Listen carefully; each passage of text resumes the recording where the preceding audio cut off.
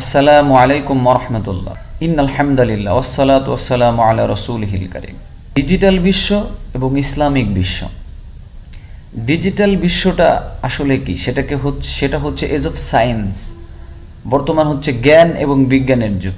এই জ্ঞান বিজ্ঞানের যুগে যদি আপনি আপনার বিশ্বটাকে যদি আপনি পিছিয়ে পড়েন, আপনার ইসলামিক বিশ্ব যদি পিছিয়ে পড়ে, অর্থাৎ আপনার ইসলামিক বিশ্ব যদি তাল মিলিয়ে না চলতে পারে ডিজিটাল বিশ্বের সঙ্গে, তাহলে কখনো ইসলামিক বিশ্ব উপরে উঠতে পারবে না।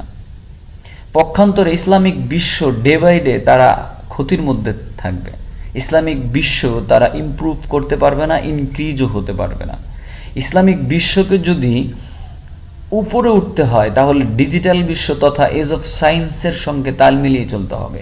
আমরা যদি প্রাক ইসলামিক যুগে যদি তাকাই, যেখানে রাসূলুল্লাহ সাল্লাল্লাহু আলাইহি সাল্লামের এই যুগটাকে যদি আমরা দেখি, যেখানে রাসূলুল্লাহ সাল্লাল্লাহু আলাইহি সাল্লাম এসেছিলেন, সেটা হচ্ছে এজ অফ জাহেলিয়া, মূর্খতার যুগ, আয়ামে জাহেলিয়া।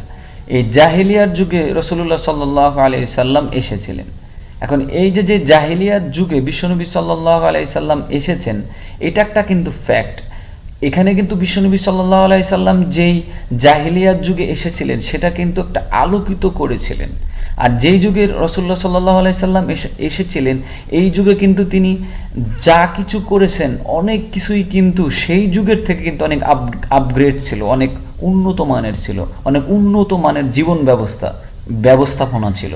আপনি আমাদের যে লাইফস্টাইল এখন দেখেন, আমরা যে ইসলামিক বিশ্ব যে লাইফস্টাইল চলছি, সেটা কিন্তু আমরা সায়েন্সের সঙ্গে তাল মিলাতে পারছি না। কিন্তু সেই সময় এই আয়ামে জাহিলিয়ার যুগে যে কোরআনটা নাজিল হয়েছিল, শত শত সায়েন্স ফিকশনের আয়াত কোরআনের মধ্যে আমরা এখন বুঝতে পারি, সে সময় কিন্তু কোরআনের একটা জয় জয়কার ছিল, যখন সারা বিশ্বের একটা জ্ঞান কেন্দ্রীভূত ছিল এই কোরআন কেন্দ্রিক। একটা উন্নত মানের সায়েন্স ব্যবস্থাপনা ছিল সে সময়। আর এখন আমাদের যে সায়েন্স ব্যবস্থাপনা, আমাদের যে জীবন ব্যবস্থাপনা, সেখান থেকে কিন্তু আমরা অনেক পিছিয়ে পড়েছি। আমাদের মুসলিম বিশ্বের হাতে গোনা কয়টি রাষ্ট্র যারা সেমিকন্ডাক্টরের সাথে পরিচিত, যাদের সেমিকন্ডাক্টর অনেক উন্নত লেভেলের? কয়টা রাষ্ট্র আমাদের মধ্যে কম্পিউটার সায়েন্স নিয়ে কাজ করতেছে? কয়টা রাষ্ট্র উন্নতম জেট ইঞ্জিন নিয়ে কাজ করতেছে?